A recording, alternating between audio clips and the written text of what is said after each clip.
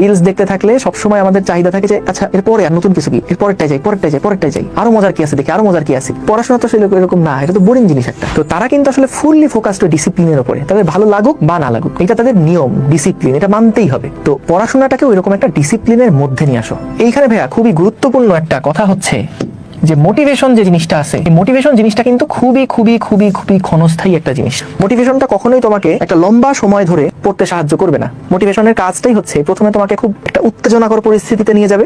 আজকে ধরো খুব মোটিভেশন দিলাম, তোমার কাছে মনে হবে আরে সেরা, আজকে পুরো ফাটায় ফেলবো, আজকে 2-3 চ্যাপ্টার পুরো শেষ করে ফেলবো। সেই মোটিভেশন আসলেই কাজ হয়, তখন আসলেই কাজ হবে দেখবা। কিন্তু এই মোটিভেশনটা 2 দিন 3 দিন পরে কি মোটিভেশন ছিল তাই ভুলে যাই, তারপর আবার শেষ হয়ে যায়, হারায় যায়, সেটা হারায় যায়।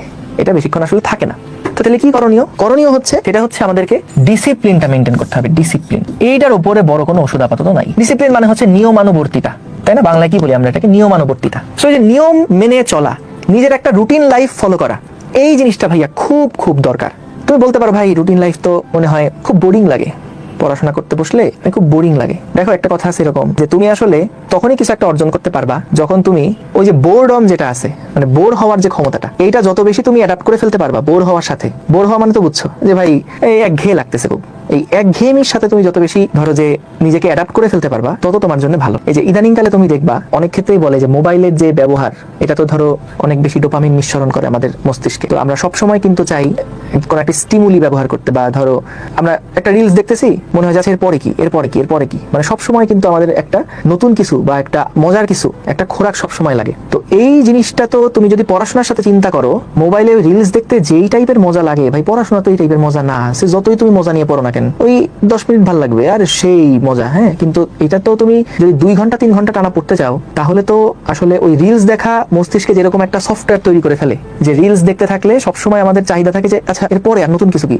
এরপরেরটাই যাই, আরো মজার কি আছে দেখি, আরো মজার কি আছে দেখি। পড়াশোনা তো এরকম না, এটা তো বোরিং জিনিস একটা। আসলেই তো বোরিং জিনিস। তো পড়তে পড়তে দেখবা যে যদি ওইটার সাথে আমরা বেশি ইউজড হয়ে যাই যে না আমাদের ডোপামিন নিঃসরণ করতে হবে, সেটার জন্য যা করা দরকার তাই করি, তাহলে তো পড়াশোনা কখনোই ভালো লাগবে না, এটা করতে ইচ্ছা করবেই না। তো এর জন্য যে একঘেয়েমিতার সাথে ইদানিংকালে দেখবা বিভিন্ন যারা এই যে মনোবিজ্ঞানী আছে তারা বলে যে একঘেয়েমিতার সাথে ইউজড হওয়ার চেষ্টা করো, তাহলে ফোকাস বাড়ে। যত তুমি বোরডমের সাথে ইউজড হতে পারবা তত তোমার ফোকাস বাড়বে, মনোযোগ বাড়বে, একটানা অনেকক্ষণ একটা কাজ করতে পারবা। তো যেটা বলছিলাম, বলো তো মোটিভেশন আর ডিসিপ্লিন এই দুইটার মধ্যে তুমি দেখো একটা সহজ এক্সাম্পল দেই। ধরো আমাদের আম্মুরা সকালবেলা উঠে কিন্তু তুমি ওঠার আগে দেখা যায় তাদের নাস্তা রেডি করা শেষ।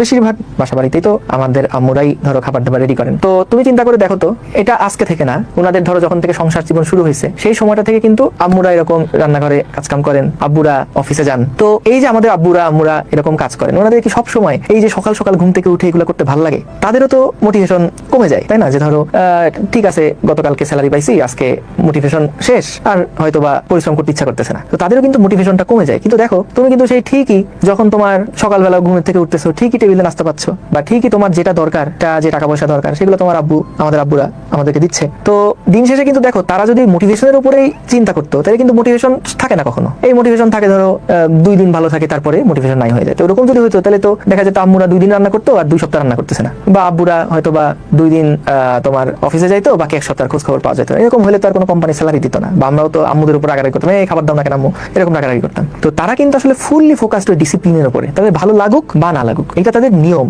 ডিসিপ্লিন, এটা মানতেই হবে, তাদের এটা মানতেই হবে। তো পড়াশোনাটাকেও এরকম একটা ডিসিপ্লিনের মধ্যে নিয়ে আসো।